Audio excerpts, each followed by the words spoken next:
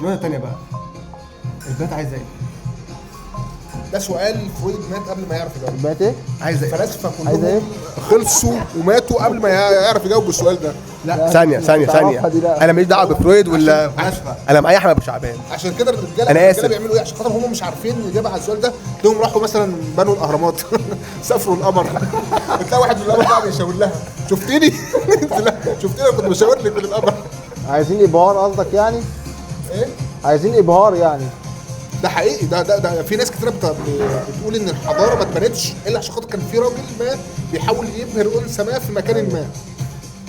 يعني الحضاره دي كلها اتبنت عليهم قوه غريبه يا اخي. اه والله ذا باور اوف كذا. ايوه مش شرط طبعا. احنا مصرين ان احنا نخلي البتاع ده محترم صح؟ يب. للاسف. ماشي. مش شرط يعني يكون اللي هو العنصر الابهار يكون هو الاساس في القصه دي. في ناس، في بنات، او مش كل البنات عايزين حاجه واحده، ولا كل الرجاله عايزين حاجه واحده. ده حقيقي. يعني حتى الرسول بيقول لك ايه مثلا، تنكح المراه لايه؟ لجمالها ولاهلها او لنسبها ولدينها، فاظفر بذات الدين طربت يداك. يبقى كده كده كل راجل بيبقى ليه نظره للست اللي هو عايزها في حياته، وكل ست ليها نظره للراجل اللي هي عايزاه في حياتها، وليها طموحات معينه فيه.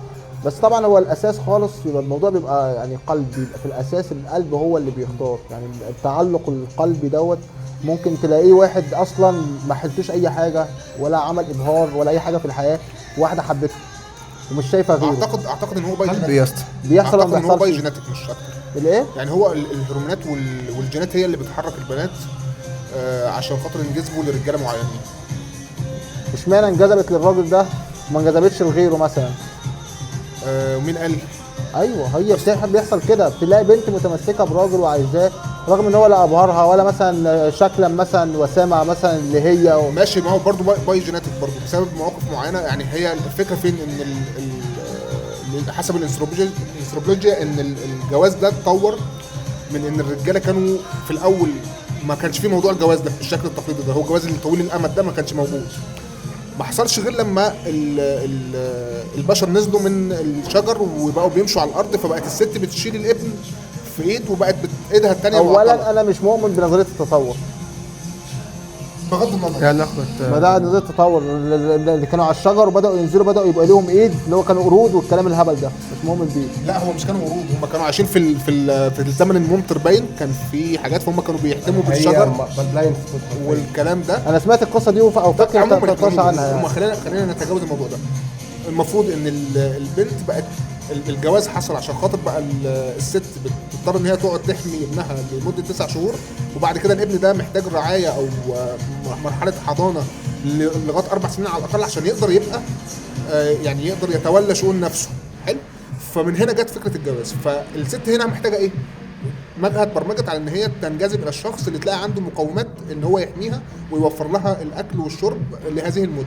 عشان كده يعني في ناس بتفسر ان ليه ناس بتطلق بعد 4 سنين او نسبه الطلاق بتزيد بعد 4 سنين من الجواز بسبب الحوار ده، اللي هو بعد 4 سنين خلاص ما بقاش في اسباب تخليهم مرتبطين ببعض، او العقل البدائي بتاعنا اللي هو ما اتطورش مع الوقت غير اللي هو الجزء الفص الامامي ده وما الى ذلك. هو الكلام ده ابن كلب اولا.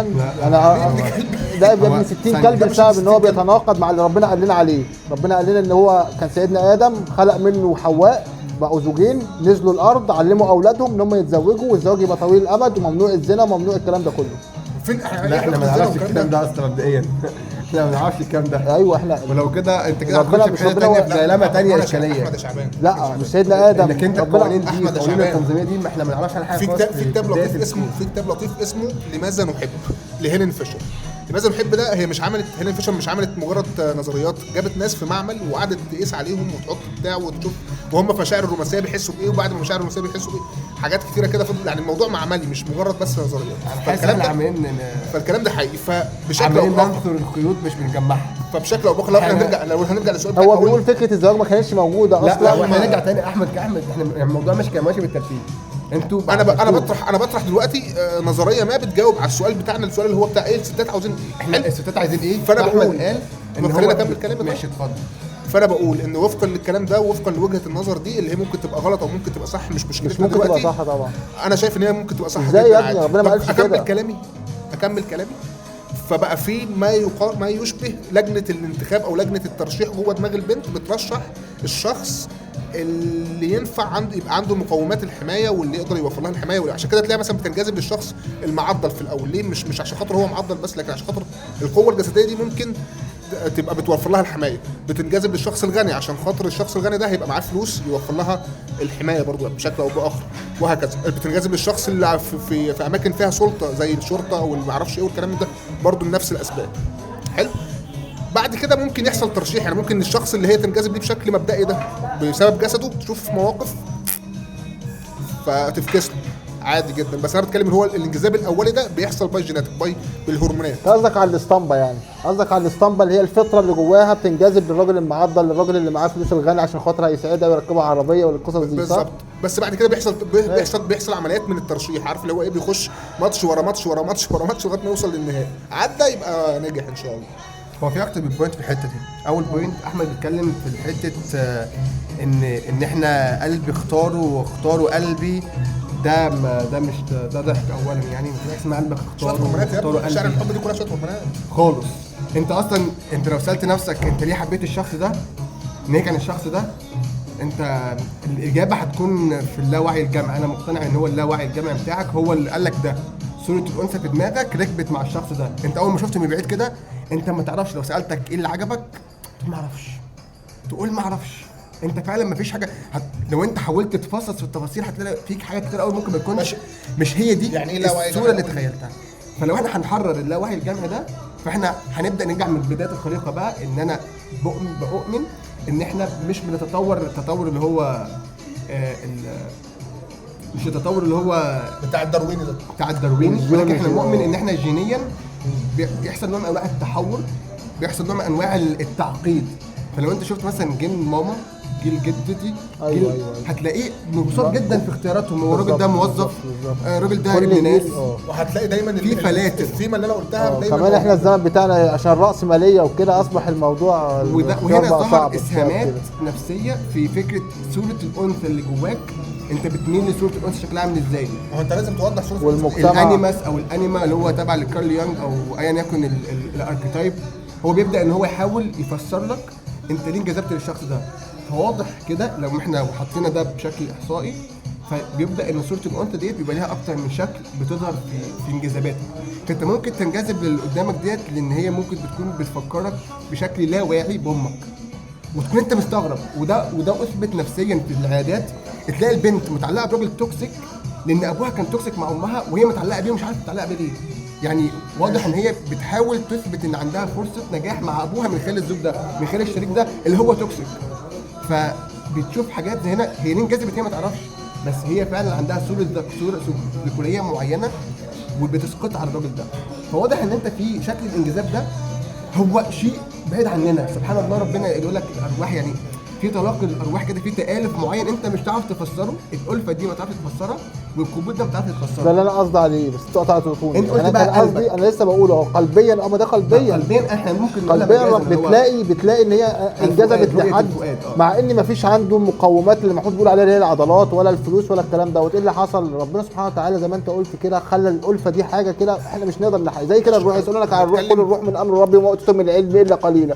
حاجه كده بتتلاقى كده احنا مالناش دعوه بيها، حاجه ربنا مقدرها انك انت تقع في حب معين، سواء كان هو هيكمل وتبقوا اسره، او سواء مش هيكمل وتتعلم من الحب دوت او انك انت تروح مرحله بعديها. ماشي. انا بتكلم يا ميدو عن الحاجات الاساسيه، البيزكس اللي هي عارف انت اللحظه اللي هو الاولى دي. بعد كده ممكن يحصل اللي انت بتقول عليه ده. ما هو الاسقاطات مثلا الحاجات الاساسيه دي عشان اقول حاجه، بس هو ما بيتمش عشان خاطر يعني تعجب بشخص هو مش عنده المقومات دي في الاول، فهي لازم تشوفه في مواقف كتير، لازم تحتك بيه في مواقف كتير. مش هتعجب بيه كده من الباب للطاق. فكره التلاقي الارواح ده، لا انا اشوف، لا انا من بعيد الراجل عايز، ده من بعيد بيحصل تريجر يا اسطى. ده بيحصل تريجر ابن لذينه يا اسطى. لا بتقول ده حواليك. اقول لك انا اول ما اقول لك احنا عندنا قرايبك، يعني قرايبك اكتر من مثال. تريجر كده هو مش مفهوم. والتريجر هو ايه؟ في حاجه هنا، في حاجه انا لسه الصبح حصل معايا حاجه شبيهه. تريجر اللي هو انا مش فاهم ليه. بعدين انا اقعد مع نفسي، اقعد بقى اسحل نفسي عشان خاطر انا مخي تعبان، فعلا مخي تعبان، عشان خاطر افهم التريجر جاي منين. فلاقي في الاخر ان انا لما فهمت اشمئزيت من نفسي. اصل هو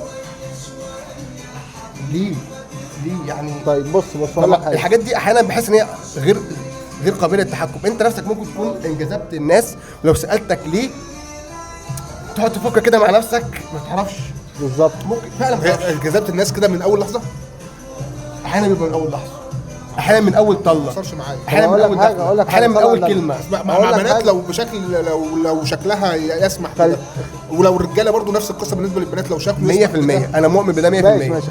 بس لان هي مش هتعرف بس تسقط على ده. شكلها مش حلو بالنسبه لك، ممكن تعجب بيها امتى؟ لما تمر معاها بواقع شويه، تشوف شخصيتها، تبدا شخصيتها تبحث على شكلها، فتحس ان انت تشوفها اجمل بشكل او باخر. ده انا مؤمن بيه، بس لازم تشوفها في مواقف. لكن التريجر الاولاني اللي بيحصل ده ما بيحصلش غير بهرمونات وباي جيناتيك، غير كده كله كلام فاضي. هرمونات وباي جيناتيك، يبقى انت كده بتنسب الموضوع ده العامل الجسدي فقط. لا، ما احنا بنقول اهو يعني هو العلاقه مش هتقوم على ده، لكن الانجذاب الاولاني ده اللي هو اصل انت في الاول ما تعرفهاش يا اسطى، فمش طبيعي انت تحكم على مظهرها. ماشي بص الموضوع ده بالنسبه لي معقد جدا، انا مش عارف افسره بجد. طب لان بص انا أقول لك احيانا بيبقى في قدامي حد ما تواصلتش معاه تماما ولا اي حاجه خالص، انا ببص كده من بعيد اللي هو في تلاقي يعني. احنا مع بعض، في حاجه غلط، في تلاقي يعني. احنا انا عارف ان هو منجذب ليه وانا عارف ان انا منجذب ليه. مفيش حاجه، ممكن شكله مش عاجبني، ممكن شكلها مش عاجبني، يعني ممكن في تلاقي اللي هو ان احنا نبني علاقه، بس في انجذاب. احنا بنتكلم عن ايه دلوقتي؟ عن اصدقاء وصداقه عن شكل، عن الانجذاب عموما، اللي هو التريجر اللي زي ما احنا قايل من شويه كده، الانجذاب بين الراجل والبنت، صح؟ الانجذاب عموما، الروح، الانجذاب اللي هو في شخص قدامك في حاجه لا، مختلفه، احنا في حاجه مميزه. هنتكلم دلوقتي عن الانجذاب الجنسي بالتحديد.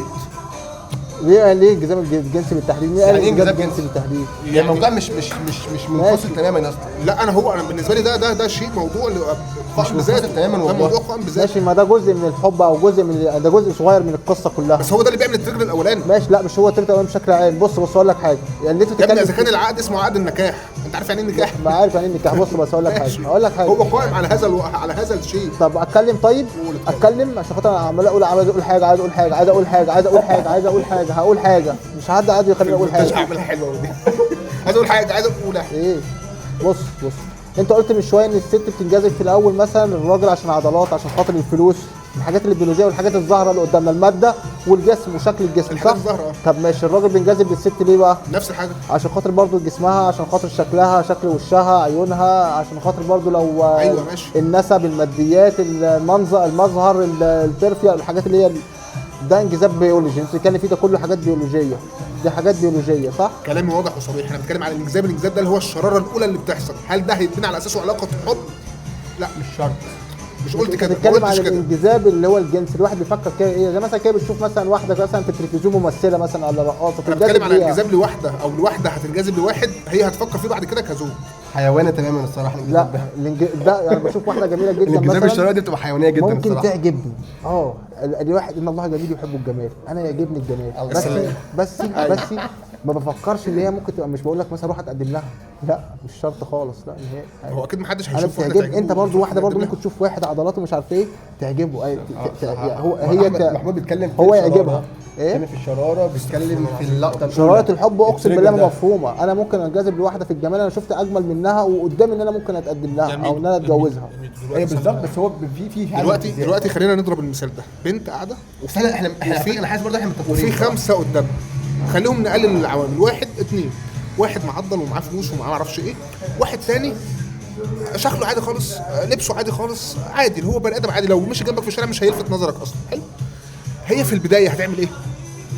هتنجذب لمين؟ هتبقى مهتمه ان هي تتعرف على مين؟ بيولوجيا لو افترضنا ان الاثنين دول معاها مثلا معاها مثلا في معاه الكليه او في الشغل، هتنجذب للشخص الايه؟ بيولوجيا للراجل بعد الوحيد اللي هو كده التاني. بصت على الراجل التاني ده اللي هو الراجل اللي معاه فلوس وما اعرفش ايه، لقيته بيعايل تافه وعبيط. بصت على التاني لقيته بيتكلم كلام موزون، وبيقول كلام وبياخد موقف وبيدافع عن الحق وبيقول كلمه حق. هتلاقي الموضوع اتغير خالص، ممكن تبدا تقع في حب ده، صح؟ بس انا بتكلم هنا ان الانجذاب الشراره الاولى دي حلو. طب ما ده شيء طبيعي. طب ما ده شيء طبيعي، منطقي. هو سنه بالظبط. الحياه بنتكلم كده. عن ده حاجة فعلا انت طبيعية. قدامك دلوقتي احنا اكل بنتكلم على مثلا، شكل الحب اكل والعلاقة متزوق. طب معاك قدامك طبقين، طبق مثلا فيه حته فرخه عاديه خالص متحمره، وحته فرخه محطوط جنبها محطوط عليها الصوص ومش عارفه ايه، اكيد هتنجذب لحته الفرخه دي، تيجي تدوقها لقيتها مش قد كده، لقيت ان هو منظر على الفضاء هتخش الفرخه دي. حاجه طبيعيه، الانسان كده ربنا خلقه اللي هو الحاجات المظاهر معينه بتفرق معاه وبيخليه ينجذب ماشي، ليها. ده اللي انا كنت بتكلم عليه. طب ما دي حاجه اساسيه انت بتتكلم بس في. الفكره فين بقى دلوقتي؟ ان الشخص اللي عنده حاجه حلوه، اللي هو شخص عنده شخصيه كويسه وبتاع، هو ممكن يبقى عنده المؤهلات التانية بس هو مش مهملها. يعني هو مش بيعرف يغلف نفسه، او للاسف الجواز بقى في حته ان انت تبيع نفسك، زي ما بتروح تبيع نفسك للانترفيو كده وتبين نفسك، تبين نقاط قوتك وما اعرفش ايه. فانت محتاج برضو للجنس الاخر ان انت تبيع نفسك، حتى لو انت شخص عندك لو انت شخص يعني مفكر وبتاع للأسف. وعندك تعمل ماركتنج لنفسك يعني. وعندك مبادئ وكلام من ده. للاسف والله انا ما كنتش مقتنع بكده الصراحه. والبنات بتعمل كده، للأسف حقيقي.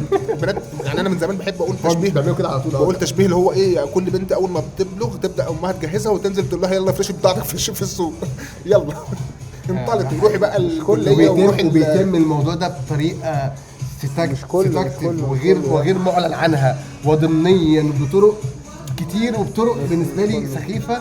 بس هي طرق مقفوشه. بس طرق بلد، بلد. هو المجتمع بيقول لك كده. يعني بالعكس، ده انا برشح المفروض في حاجات تانية كمان يبقى فيها طرق أكتر. انا بقى يعني انا شايف، انا بقول لك اللي انت لازم تغلف. انا ما عنديش الطاقه اللي اعمل ده إطلاقاً. مستحيل اعمل ده. ما اعرفش اعمل باكجينج ولا براند. انا هلبس عشان ما مش كده بقى. بس للاسف انت المفروض كشخصيه اصلا، انت المفروض كشخصيه تكون شخصيه قويه، شخصيه كويسه، شخصيه محترمه، شخصيه عارف بتعمل ايه، شخصيه بتاخد موقف، شخصيه شامه. حطها في الكلام ده كله قصدك لما تروح مثلا تعمل انترفيو اللي هو لو انت رايح الصالونات وكده راح تعمل انترفيو يعني ماشي يا عم عادي. مش السنوات بس، مش الصراحه بس، انت حتى في العادي في الحياه عموما. النهارده بقى في فكره ان انت تخش تفتح كلام مع واحده قاعده معاك في مطعم انت ما شفتهاش غير لحظه من لحظه شويه. بالظبط. فكره ان انت تعمل ده بقت مهاره، وبقى في ناس بتدي فيها كورسات وكلام من ده، ومهارات الاغواء اما بقى الشخص اللي انت عشان خاطر توري يعني انت لو هتبيع بس على شخصيتك، فانت لازم هي تشوفك في مواقف، لازم تبقى هي شافتك يعني المده عشان تشوفك، عشان تشوف شخصيتك دي. شخصيتك دي مش هتظهر في المطعم. انت مش هتاخد الفرصه، انت ممكن ما تاخدش الفرصه. قصدك ممكن ما تجيش فرصه اصلا انك انت عشان كده لو انت خدت بالك انا بحس ان البنات الحلوه بجد بتروح لناس اندر ديفلوبد اكتر، بس بيبقى محققين ماسكولينيتي معينه. بس هو مش دايما بالعكس، ده في ناس يعني.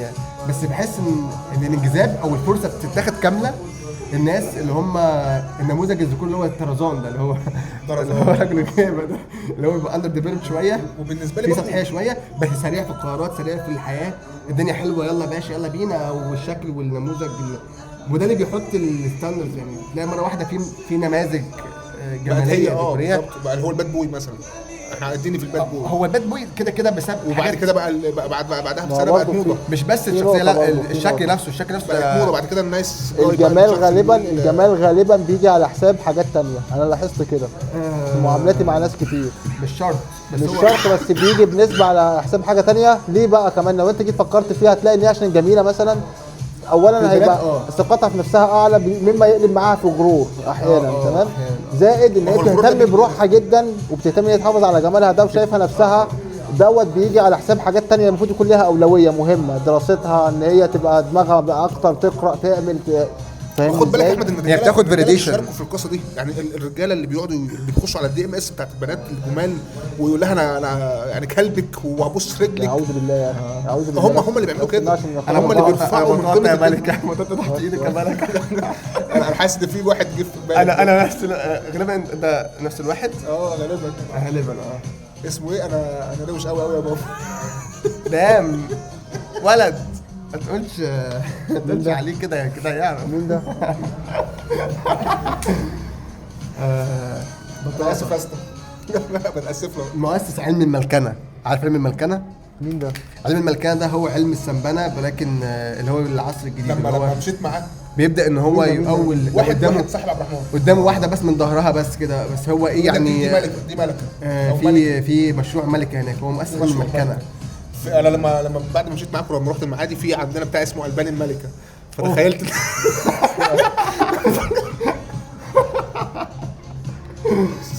الغريب بقى ان حتى شكل الفتشات اللي عند الناس دي مهينه برضه.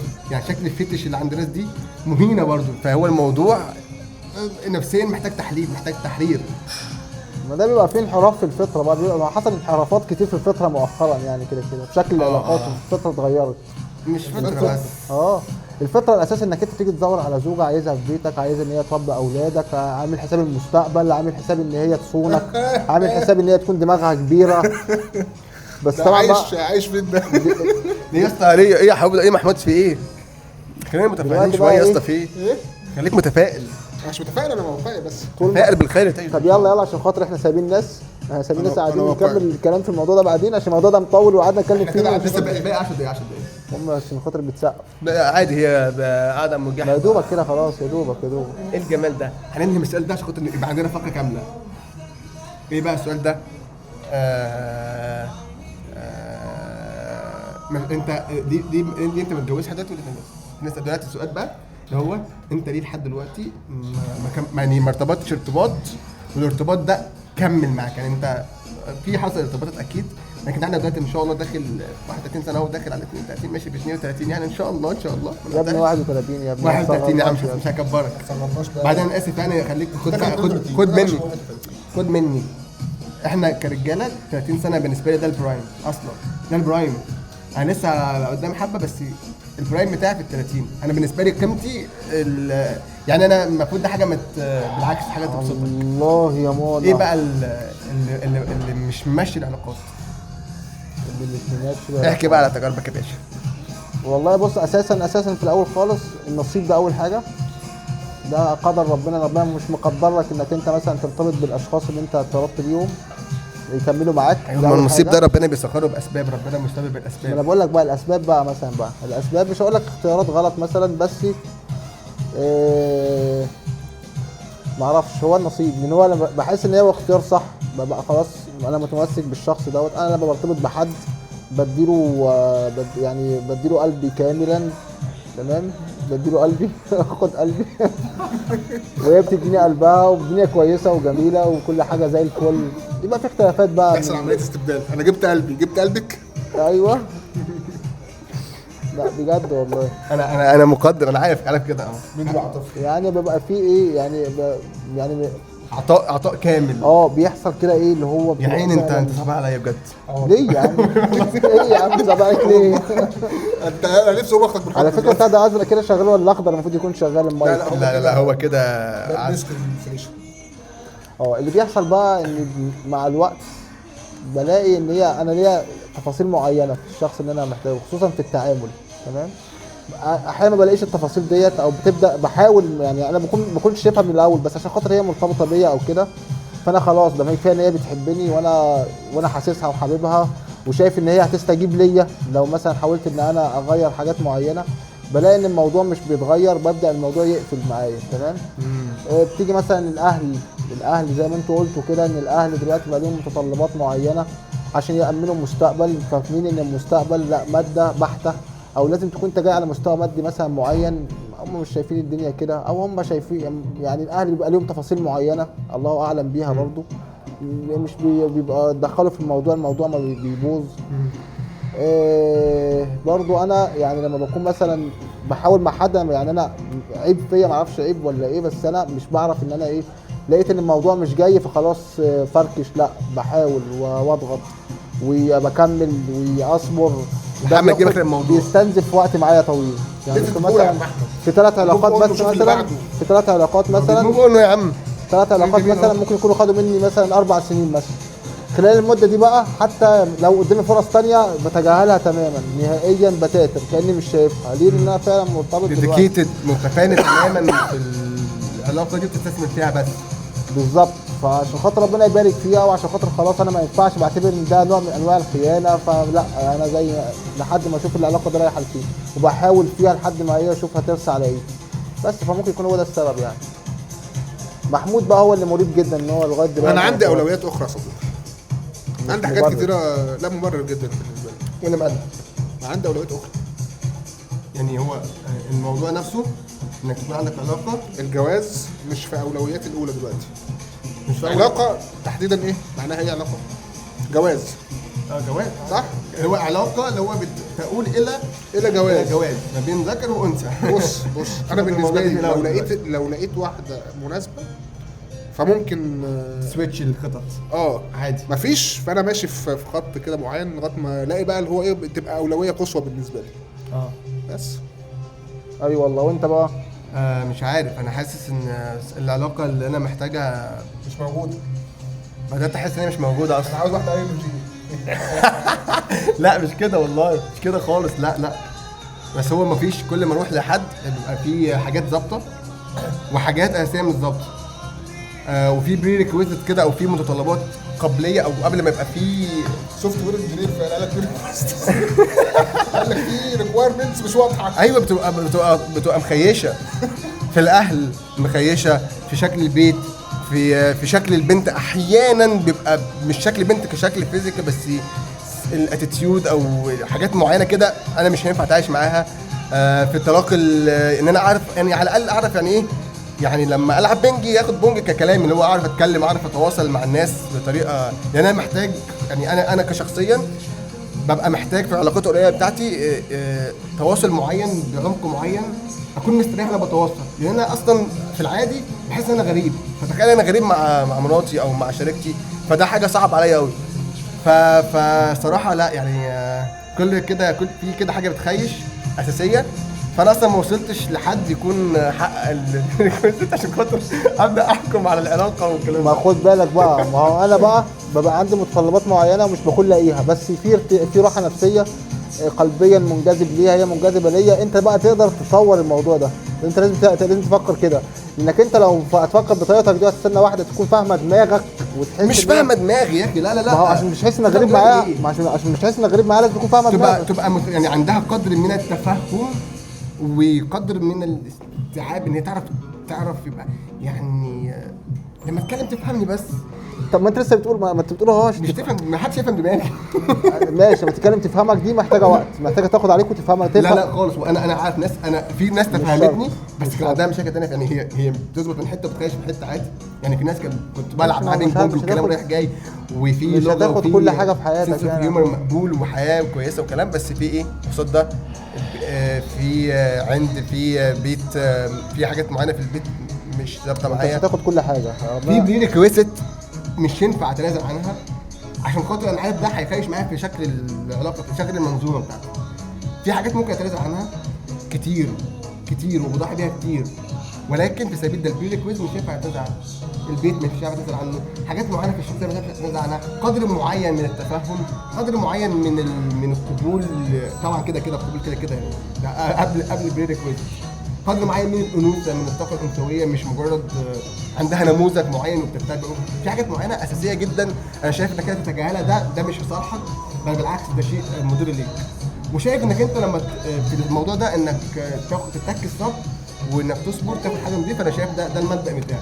وعايز انا بسعى في الموضوع بالنسبه لي هو اولى اولويات، يعني مش مثلا هو اولى الاولويات حرفيا، بس زي ما قلت لك الموضوع بيبقى فيه احباط بسبب انك انت عمال تنفست وانت دماغك مش كلها اصلا بتنفست وبتستثمر، بتحاول تستثمر، ولكن الموضوع ما يعني واضح ان هو محتاج صبر ومحتاج طولة نفس طولة بال عشان خاطر ربنا يكرمك ان شاء الله اللي انت مقدر ليك باذن الله يعني.